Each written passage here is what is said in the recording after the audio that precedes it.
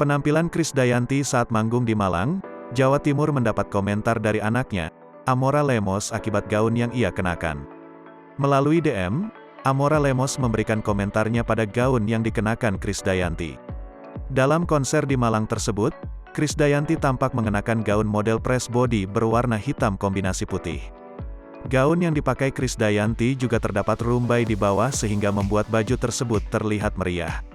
Lewat unggahan di media sosial pribadinya, Krisdayanti membagikan sederet potretnya saat tampil manggung.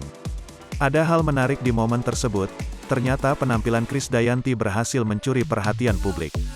Tak hanya para penggemar, sang putri, Amora Lemos juga terlihat terpukau dan ikut mengomentari gaun yang dipakai sang diva.